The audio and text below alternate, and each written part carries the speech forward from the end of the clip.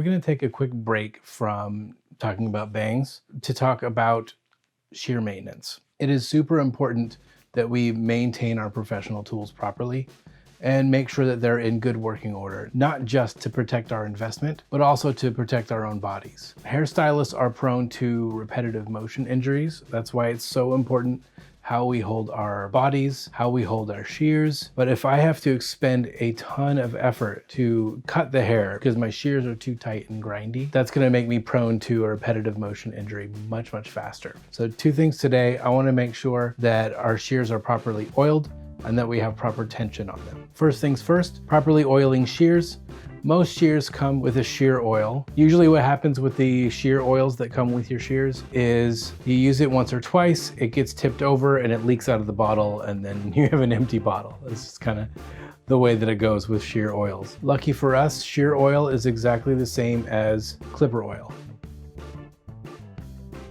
The same lubricating oil you use for your clippers on a regular basis is perfect for your shears. If you are cutting hair in the salon, you should be oiling your shears at least once a day. Oiling your shears is going to help protect you from a repetitive motion injury, but it's also going to help protect your shears, protect them from rust and protect them from friction, from wearing out too soon or even becoming difficult to tighten. So I'm going to take my clipper oil and just apply it to both sides of the hinge. That means if I'm holding my shears like this, I'm going to apply 1 drop here and 1 drop there. I just do it on one single side of the blade because once you work it back and forth, even when I turn it around, I can see that the oil is present and I've got plenty on there. But that's only half the journey. Next, we just need to get a soft cloth. This one came with a pair of shears that I had before. This is actually leather chamois material. Just get a soft cloth and wipe away the excess oil.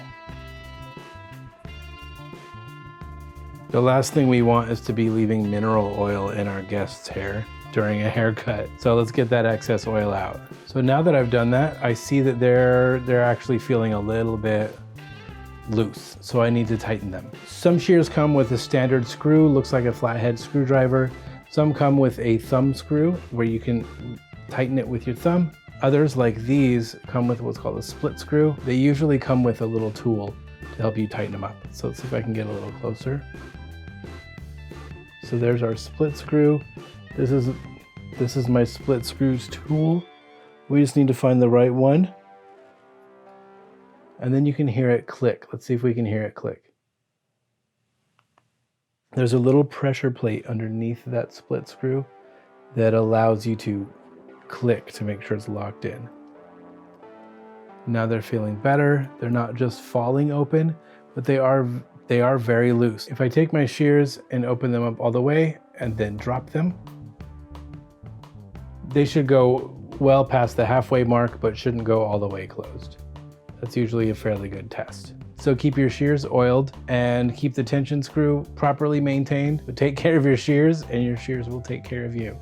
Hey guys, thanks for watching this video. If you enjoyed it, you enjoy being nerdy about hair and hearing the occasional dad joke, go ahead and check out another one of my videos. If you want to see them as soon as they come out, go ahead and click subscribe. Feel free to share this video with any of your nerdy friends. I'll see you next time. Thanks.